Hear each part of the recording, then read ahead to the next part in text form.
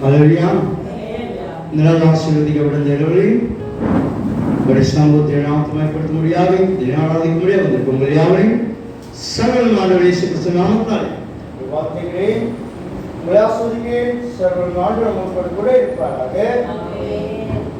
ஹல்லேலூயா. ஒரு திருச்சபைக்காக திருச்சபைக்காக நம்முடைய கிராமத்துக்காக விசேஷமாக ஜெபித்துக் முடியாது அன்போடு கேட்டுக்கொள்கிறேன். பலவீனத்தோடு சுகவீனத்தோடு தேவைகளோடு வியாதியோடு கப்பலைக்காக ஒரு ஜெபத்துல நினைத்துக் கொள்ளுங்க. விசேஷமாக வாலிப பிள்ளைகளுக்காக வாலிப சகோதரர்களுக்காக ஜெபித்துக் கொள்ளுங்கள். வேலைக்காக காத்துள்ள பிள்ளைகளுக்காக ஜெபித்துக் கொள்ளுங்கள். திருமணத்துக்காக காத்துள்ள பிள்ளைகளுக்காக ஜெபித்துக் கொள்ளுங்கள். விசேஷமாக செல்லுடைய பெயருக்காக பெருசுடைய மகளுக்காக ஜெபத்தை எடுத்துக் கொள்ளும்படியாக உங்களை அன்போடு கேட்டுக்கொள்கிறேன். இன்னும் வருகிற அடுத்த மாதம் 15ஆம் தேதி நம்முடைய ஆலயத்தின் பரிகாலத்தில் அசல்படி நடைபெறுகிறது. அதற்காக எங்கள் சேலைகள் அவங்க எடுத்திருக்காங்க. விருப்பப்பட்டவர்கள் அதை வாங்கிக் கொள்ளும்படியாக உங்களை அன்போடு கேட்டுக்கொள்கிறேன். இன்னும் ஜெபிக்கும்படியாக கேட்டுக்கொள்ள உறுப்பினருக்காக ஜெபத்தை நினைத்துக் கொள்ளுங்க. மழை இல்லை, ஆனால் அறுவடை நடந்துகிட்டு இருக்குது. அறுவடையில் விதமான பாதிப்புகளாபடி ஜெபத்தை நினைத்துக் கொள்ளுங்க. அதே போல பிள்ளைகள் வெயில விளையாடாதபடி பிள்ளைகள் பாதுகாத்துக் கொள்ளுங்க. சரிங்களா? இதனால விசேஷமாக ரோஷன் ஆலயத்துக்கு போகணும்னு சொல்லி பாட்டிக்கு தொந்தரவு பண்ணி ஆலயத்துக்கு ஏன்னா சிறு பிள்ளைகளை ஆலயத்துக்கு குடிச்சு வந்துடணும், கையோட குடிச்சு வந்துடணும். அப்போதான் ஆலயம் இருக்குன்னு தெரியும். பிள்ளைகளுக்கு சேட்டை பண்ணாலும் சரி தூங்கினாலும் சரி என்ன பண்ணணும், அது பெரிய ஆசீர்வாதம். ஆலயத்தில் பிள்ளைகள் ஆலயத்தில் வளர்வது, அவருடைய வார்த்தை கேட்பது பிள்ளைகளுடைய எதிர்காலம் என்ன செய்யணுமா ஆசிரமா இருக்கும்.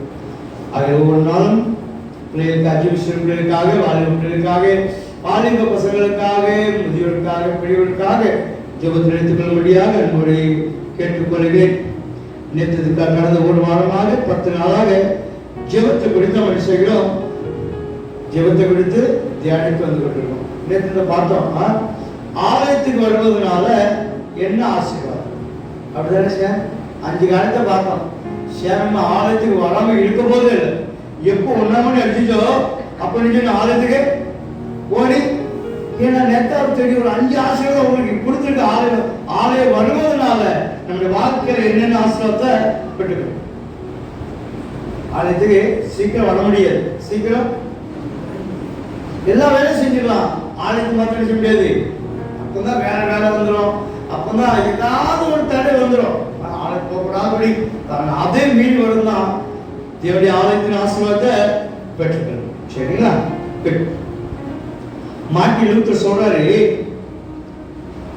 என் வாழ்க்கையில வெற்றி அடைய வேண்டும் என்றால், என் வாழ்க்கையில வெற்றிக்கு நேரா கொண்டு போனது நான் ஒவ்வொரு நாளும் தேவனுடைய சமூகத்திலே காத்திருந்து ஜெபித்ததனாலதான் நான் வெற்றியுள்ள வாழ்க்கை வாழ்ந்தேன்னு சொல்லி மார்ட்டின் லூத்தர் சொல்றாரு. தேவனுடைய மனுஷன் சொல்றாரு, சூரியன் உதிக்கிறத என் ஜெபத்தை நான் ஜெபம் பண்றது சூரியன் என்ன செய்யலாம் இன்னொரு பார்த்ததே இல்லை. அப்ப என்னன்னா சூரியன் உதிக்கிறதுக்கு முன்பாக என்ன செய்யணும், என்ன செய்யணும்,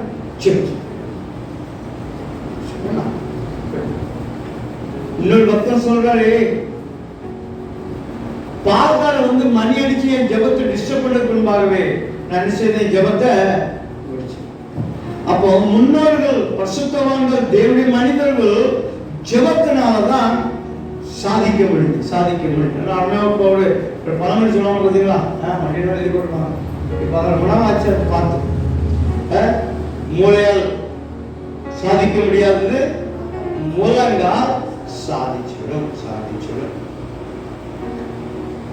ஆலயத்துக்கு வருவது, அவருடைய சமூகத்தில் காத்திருப்பது, அவருடைய வார்த்தை கேட்பது நம்முடைய வாழ்க்கையில் இருக்க சூழ்நிலை நிச்சயமா மாற்றி போடும். ஒரு முறை அந்த மும்பை பட்டத்துல அந்த ரோடு, இந்த மெட்ரோவுக்கு ரோடு தோண்டினாங்க. ரொம்ப கஷ்டமா இருக்கு, வண்டி போகுதுங்க, ரொம்ப கிடக்கு கூட அங்கிட்டு போச்சு பல்லங்க மேடுகள். ஒரு போர்டு எழுதி போட்டிருந்தாங்க, இங்கிலீஷ் ஆங்கிலத்தில் எழுதி போட்டாங்க, inconvenience today for a better tomorrow. இன்றைக்கு இந்த ரோட்ல போக கஷ்டமா இருக்கலாம், உங்களுக்கு எரிச்சலா இருக்கலாம். ஆனா கூடிய விரைவில் இந்த ரோடு சமமாயிடும், இந்த ரோடு நல்லா ஆயிடும். அப்ப நீங்க என்ன செய்யலாம்? நல்ல முறையில் செய்யலாம், இந்த வழியா போகலாம்னு சொல்லி அந்த வார்த்தை எழுதி சொல்றாங்க. அப்ப ஆலயத்துக்கு வருவது முதல்ல வரும்போது கஷ்டமா இருக்கும், முதல்ல வரும்போது கஷ்டமா இருக்கும். மறுநாள் வரும்போது இன்னும் கஷ்டமா இருக்கும், மூணாவது வருடம் இன்னும் கஷ்டமா இருக்கும். ஆனா நாலாவது வரும்போது அத பாருங்க, அதுக்குள்ள ஆசீர்வாதம் பெற்றுக்கொள்ளும் போது அதுக்கு ஈக்குவலா பண்ண முடியாது, ஈக்குவலா பண்ண முடியாது. அதான் சொல்றாங்க, when prayer becomes a habit, miracles becomes your lifestyle. ஜெபம் ஆண்டவரை தேடுறது உங்களுக்கு ரெகுலரா உங்க பழக்கமா இருந்துச்சுன்னா அற்புதம் எப்பெல்லாம் ஜெபிக்கிறோமோ அப்பெல்லாம் தேவன் உங்களுக்கு என்ன செய்வாராம்? அற்புதத்தை செய்கிற ஆண்டவர். அப்ப ஆலயத்துக்கு வருவதால் முதல் ஆசீர்வாதம் நினைச்சோம், மறுபடியும் மறந்துக்கூடாது. என்ன செய்யுங்களா? 24 சங்கீதத்துல 27 சொல்லுது, அவர் ஒவ்வொரு நாளும் நம்மளை போஷிக்கிற ஆண்டவராக இருக்கிறாராம். அல்லேலூயா. ஒவ்வொரு நாளும் போஷிக்கிறா, நம்மளை தேவையை சந்திக்கிற ஆண்டவராக இருக்கிறார். சரிங்களா? குட். இரண்டாவதாக அவரை தேடி வருவதனால தேவன் நம்முடைய வாழ்க்கையை உயர்த்தி அநேகருக்கு ஆசமாக உயர்ந்த ஸ்தலத்தில் வைக்கிற ஆண்டவராக இருக்கிறாராம். அல்லேலூயா. இரண்டாவது ஆசீர்வாதம், நம்ம எதிர்பார்த்த காரியம் தேவன் நம்மை கைப்பிடி வர பண்ணுகிறாரா இருக்காம். மூணாவது சங்கீத புத்தகம் 40 அதிகாரம் 1 வசனம், நாம் எதற்காக ஜெபிக்கிறோமோ, ஆலயத்துக்கு எந்த நோக்கத்தில் வருகிறோமோ அதற்கு தேவன் என்ன செய்கிறாராம்? பதிவு கொடுக்கிற ஆண்டவராக இருக்கிறாராம். ஐந்தாவது சொல்றாரு, ஏசாயா 43:23 வசனம், நாம் வெட்கப்பட்டு போகாதபடி என்ன செய்வாராம்? அவர் நம்மளை பாதுகாக்கிறவராக இருக்கிறாராம். அல்லேலூயா. ஆறாவதாக நமக்கு பலத்தை கொடுக்கிறார், பலத்தை கொடுக்கிறார். அவர் சமூகத்தில் ஒரு கூட பலவீனமா நினைச்சக்கூடாது. அதான் வாசித்தோம்னா அந்த சார் ஏசாயா 30 கடைசி வருஷம் வாசித்தோம், நோய்வாய்ப்பட்டு வியாதிப்பட்டு சொல்லி தெரிஞ்சவன் பிள்ளைகள் சொல்வதில்லை, நகரவாசி சொல்லக்கூடாது, நாம தான் சொல்லணும். வேதாகமத்துல தேவன் கொடுக்கிற வாக்குத்தத்தம் தம்மை தேடுகிற பிள்ளைகளுக்கும் தம்மை ஆராய்கிற பிள்ளைகளுக்கு தான் ஒரு வாக்குத்தத்தம் கொடுத்திருக்கிறார். அல்லேலூயா. வியாதிப்பட்டு சொல்லி நான் சொல்வதில்லை. ஏன்னா ஆண்டவர் என் குறைகள், என் குற்றங்கள், என் மீறுதலை மன்னித்த ஆண்டவர். ஆகையால் நாம் மனுஷப்படாலும் வியாதி பற்றுன்னு சொல்லி நம்முடைய நாம நினைச்சக்கூடாது, சொல்லக்கூடாது. தேவன் தம்முடைய பிள்ளைகளுடைய பாவத்தை மக்கள் மன்னிக்கிற ஆண்டவராக இருக்கிறார். அப்ப இந்த நாளை வாசித்தவர் ஜெபத்தினால எவ்வளவு பெரிய ஆசீர்வாதம். ஆண்டவர் சொல்றாரு, ஒரு நாள் ஜெபிப்பது செய்யாதீங்க, ஜெபிப்பது விட்டு விடாதீங்க, அற்புதம் எப்ப நடக்குன்னே தெரியாது. அல்லேலூயா. அதான் நம்ம தேடுவது நம்ம பழக்கம் வச்சுட்டோம்னா அற்புதம் டெய்லி நடக்கும், டெய்லி நடக்கும். ஏன்னா நாம மனுஷன் நம்புவதில்லை, நம்ம சார்ந்த நம்புவதில்லை, நம்ம யார் நம்புகிறோம்? அதான் சொல்றாரு, உன் வாலிப வயதுல உன் சிஷ்யங்களை நினைச்சுக்கோ. தேவனை தேட தேட தேட நம்முடைய வாழ்க்கையில் தேவன் நம்முடைய வாழ்க்கையில் மாற்ற கொண்டு வர அந்த அற்புதம் ஈஸியா நடக்கும். நம்ம நினைச்ச போது நினைச்சோம், ஜெபிக்கும் போது தேவனுடைய ஜெபத்துக்கு பலத்தளிக்கிற ஆண்டவராக இருக்கிறாராம். ஏன்னா மனுஷன் முகத்தை பார்ப்பான், தேவனுடைய இதயத்தை ஆகையால் ஜெபிப்பதை ஒரு நாளும் சேவனை செய்யக்கூடாது. ஜெபிக்கிறதே உங்க லைஃப் ஸ்டைலை மாத்திக்கிடுங்க, உங்க ஹாபிட்டை எதுக்கு எடுத்தாலும் ஜெபம். ஒரு வசனத்தை வாசிக்கிறோம், வாசிங்க. நெகேமியா புத்தகத்துல 2ஆம் அதிகாரம், நெகேமியா புத்தகம்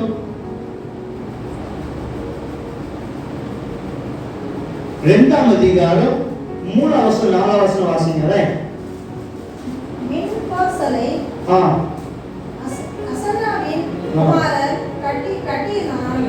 அது 3 வசனம் 4 ராஜாவை நோக்கி, வாசிங்க. ராஜா என்றென்றைக்கும் வாங்க, என் பிதாக்களை கல்லறைகள் இருக்கும் ஸ்தலமாகிய. அதுக்கு முன்னால இந்த 1 அதிகாரம் 11 அது 2க்கு முதல்ல கடைசி அது 11வது ஆண்டவரே உமது அடியாரின் ஜெபத்தையும் உமது அடியாரின் ஜெபத்தையும் உமது நாமத்துக்கு பயப்பட வேண்டும் என்று உமது நாமத்துக்கு பயப்பட வேண்டும் என்று விரும்புகிற உமது அடியாரின் ஜெபத்தையும் வாசிங்க. உமது செவிகள் கவனித்திருப்பதாக நீங்க ஜெபத்தை செய்கிறீங்க, கவனித்திருப்பதாக. வாசிங்க. இன்றைக்கும் உமது அடியாருக்கு இன்னைக்கு உமது அடியானுக்கு காரியத்தை கைக்கூடி வர பண்ணி காரியத்தை கைவிடி வர பண்ணி இந்த மனுஷனுக்கு முன்பாக இந்த மனுஷனுக்கு முன்பாக எனக்கு இரக்கம் கிடைக்க பண்ணியறோம் எனக்கு இரக்கம் கிடைக்க பண்ணியர்கள் என்று பிரார்த்தித்தான். நான் ராஜாவுக்கு பானபாத்திரக்காரனா இருந்தேன். நெகேமியா உள்ளத்துல நினைச்சதாம் ஜெபம் பண்றது. இதுக்கு ஒரு காரியத்துக்காக நான் போனேன், அன்று அவரோடு கூட பேசு. நம்ம பலத்தை ஒன்றும் சாதிக்க முடியாது. நமக்கு யாரும் ஒரு சப்போர்ட் அடிச்சு வர முடியாது. நம்ம நண்பர் வர முடியாது, நம்ம உற்சாக வர முடியாது, நம்ம குடும்பத்தார் வர முடியாது. நம்ம யார் மேல சார்ந்து இருக்கணும்? ஆண்டவர் மேல சார்ந்து. அவர்தான் நமக்கு உதவி செய்கிற ஆண்டவர். இப்ப அடுத்த வாசிங்க, 3வது 4வது வாசிங்க. ராஜாவை நோக்கி ராஜா என்றென்றைக்கு வாழ்க. என் பிதாக்களின் கல்லறைகள் இருக்கும் ஸ்தலமாகிய நகரம் பாழானதும் அதன் வாசல்கள் அக்னியால் சுட்டரிக்கப்பட்டதுமாய் கிடக்கும் போது நான் துக்கமுகத்தோடு இராதிருப்பது எப்படி என்றான். அப்பொழுது ராஜா என்னை பார்த்து நீ கேட்கிற காரியம் என்ன என்றார். அப்பொழுது பாருங்க, அந்த டைம் ஜெபம் வாசிங்க. அப்பொழுது நான் பரலோகத்தின் தேவனை நோக்கி ஜெபம் பண்ணி ராஜா பார்த்து ராஜாவுக்கு சித்தமாயிருந்து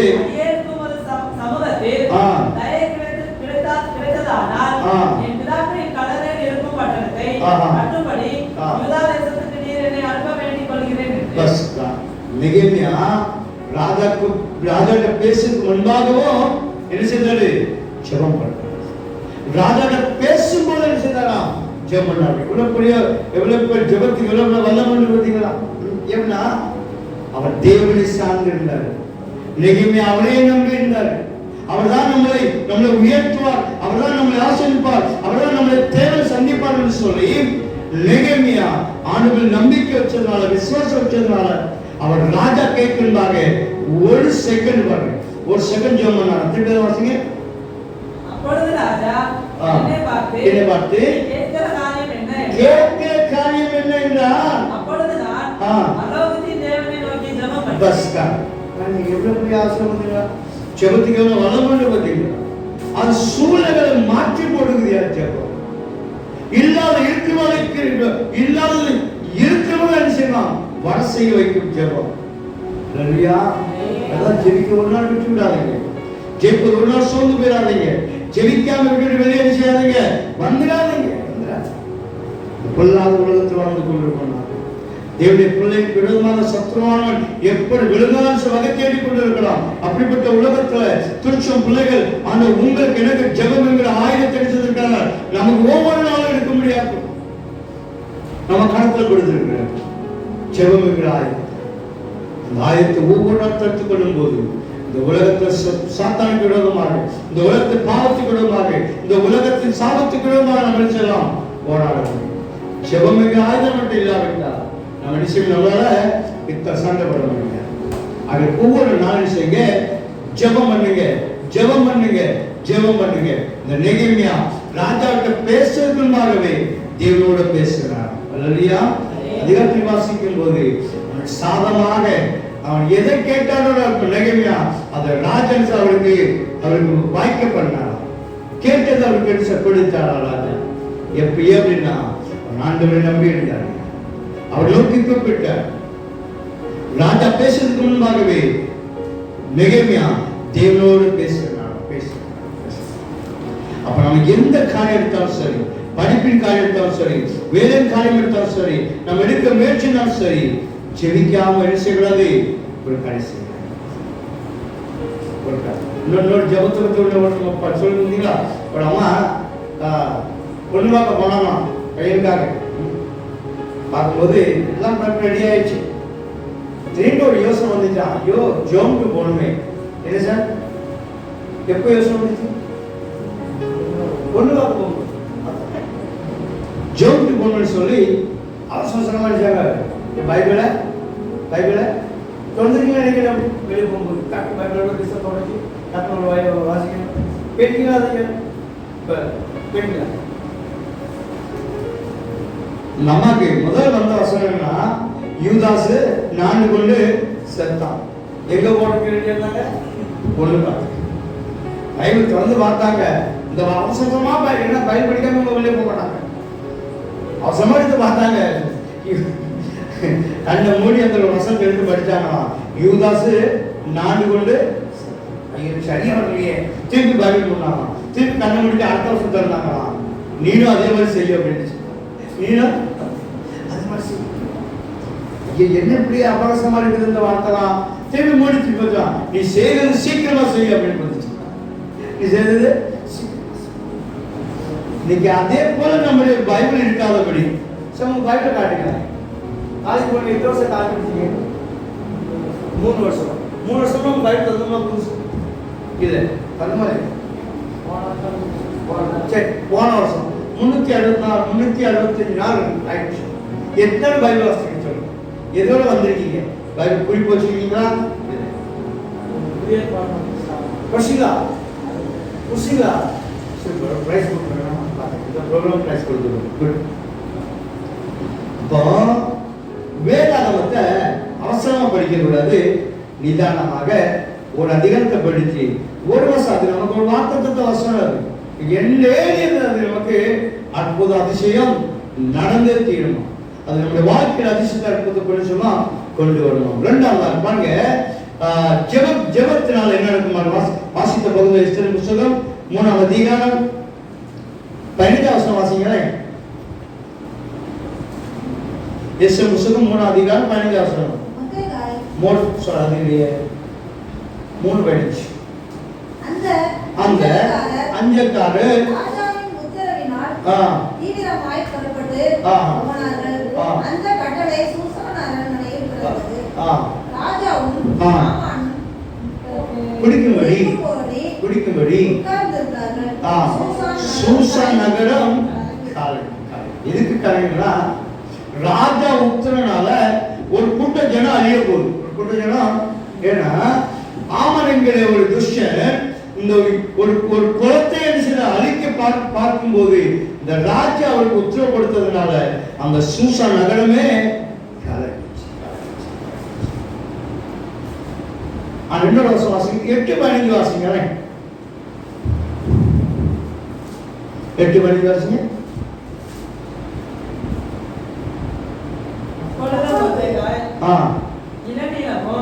வெள்ளையுமான ராஜவஸ்திரமும் பெரிய பொன்முடியும் பட்டும் இரத்தாம்பரமும் அணிந்தவனாய் ராஜாவினிடத்திலிருந்து புறப்பட்டான்.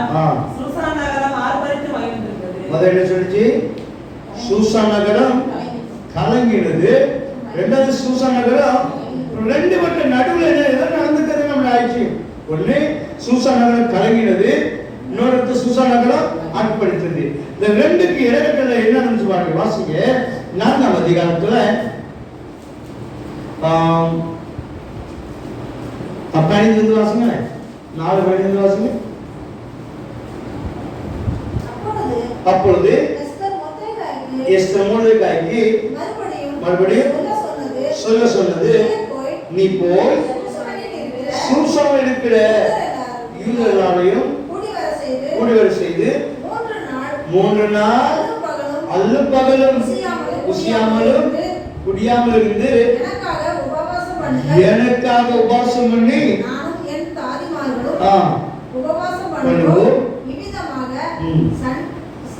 சட்டத்தை மீறி பிரவேசிப்பேன், செத்தாலும் சாவி என்று சொல். அல்லேலூயா. 2க்கு இடைவெளி தெரிஞ்சுமா? அந்த ஜனங்கள் எஸ்தரும் கூட இந்த யூதா குலத்து ஜனங்களும் உபாசம் பண்ணி செபித்தாங்க. அல்லேலூயா. செபத்துக்கு முதல் நகரம் கலங்கிச்சு. ஜெபத்தினால அந்த நகரம் விழிஞ்சா மகிழ்ச்சி. அதனாலதான் ஜெபம் செய்ய முடிக்க கூடாத காரியத்தை செய்யலாம், செய்யும். ஆனா ஜெபம் நம்ம செய்ய முடியாது. ஜெபம் பண்ண ஆரம்பிச்சாலே சோமரத்து. பாத்தீங்களா? தூக்கம் வந்துடும். அது பயங்கர தூக்கம் வரும். பார்த்துக்கலாம், டெஸ்ட் பண்ணிக்கலாம். நீங்கள் மெசேஜ் ஜோம் பண்ணிங்களா? இது தூக்கம் வந்துருக்கா ஜோம் பண்ணும்போது? அந்த தூக்கம் பயங்கரமாக வரும். நீங்கள் பண்ணிக்கீங்களா? எப்போ பைபிள் எடுத்து ஜோம்ல உட்கார்ந்து பாருங்க, தூக்கம் அந்த தூக்கம் அவ்வளோ அந்த குட் ஸ்லீப் இருப்பாங்க. நல்ல தூக்கம், நல்லதுக்கு அப்பதான் வரும். ஆனால் அதை முடிச்சவன் பாருங்களேன், தூக்கம் எங்கே போன்னு தெரியும், ஃப்ரெஷ் ஆகிடும். அதனால்தான் தூங்காம அது அந்த அதில் என்ன, தூங்காமல் ஜெபிக்கவா நாங்கப்பா, விழித்திருந்து ஜெபிக்கவா நாங்கப்பா, தூங்காம ஜெபிக்கவா நாங்கப்பா, நான் தூங்கினா எதிரி கரணிதைப்பா, ஜெபம் மறந்தா எதிரி ஜெயம் எடுப்பா, நான் தூங்கினா எதிரி கரணிதைப்பா, ஜெபம் மறந்தா எதிரி ஜெயம் எடுப்பா, தூங்காமல் ஜெபிக்கவா நாங்கப்பா, விழித்திருந்து ஜெபிக்கவா நாங்கப்பா, தூங்காமல் ஜெபிக்கவா நாங்கப்பா. தூங்குனா எதிரி கலை விதைச்சு. ஆக தூக்கம் வந்தாலும் ஜெபிப்பதை விட்டு விடாதீங்க. ஜெபிப்பது அப்படி சொல்லி அருமையாக தூக்கம் இருக்குங்களா? பயங்கரமாக தூக்கம் எதிர்த்துக்கா அப்படியே சொப்போம் தின நீங்கள்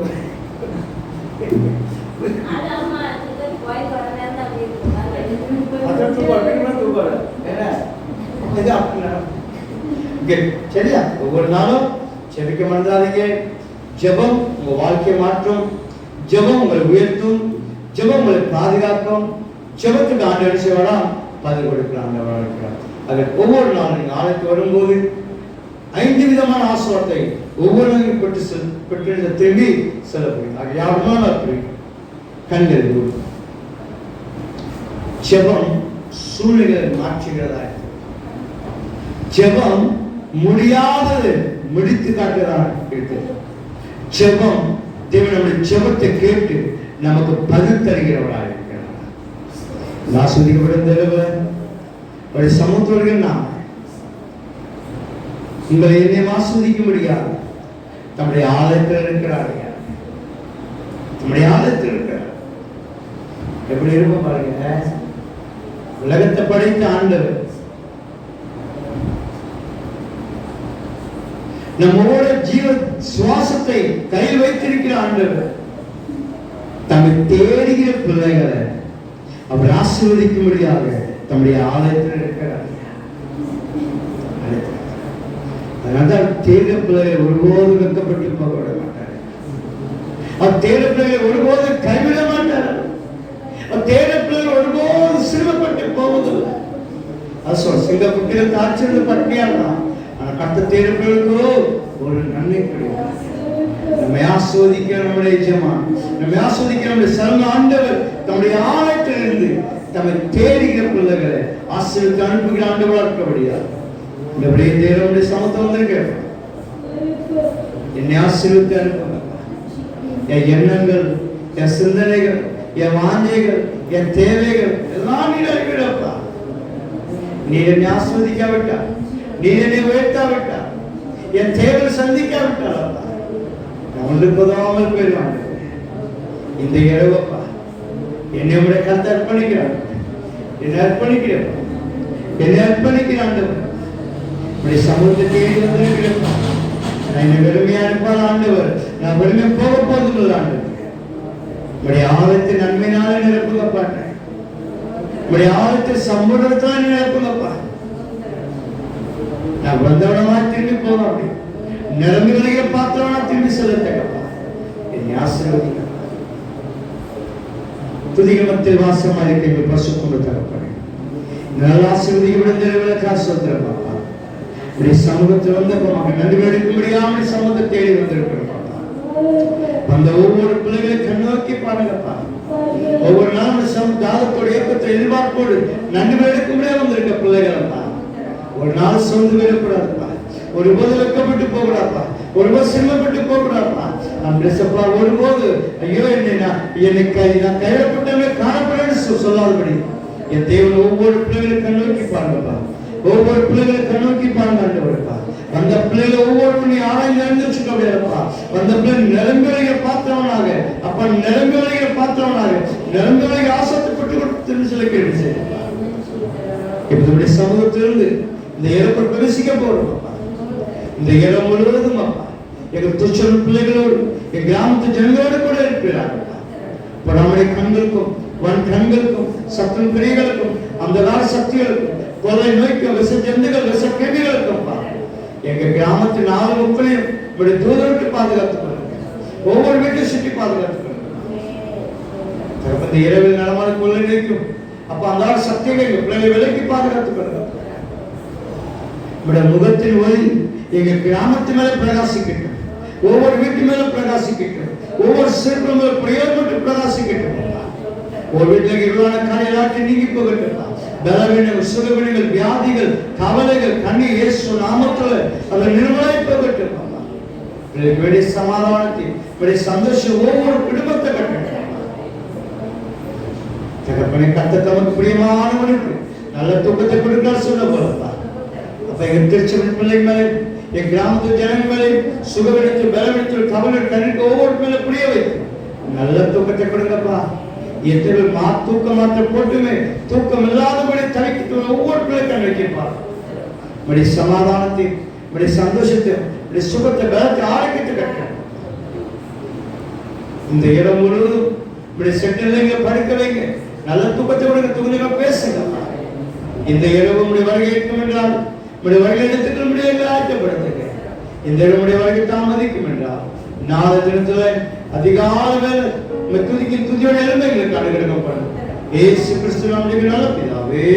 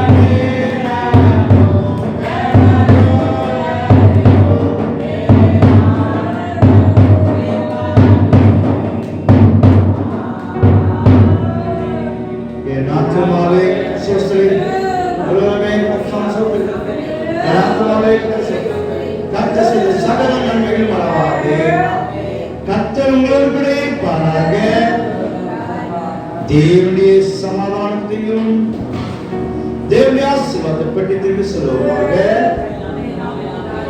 அல்லேலூயா.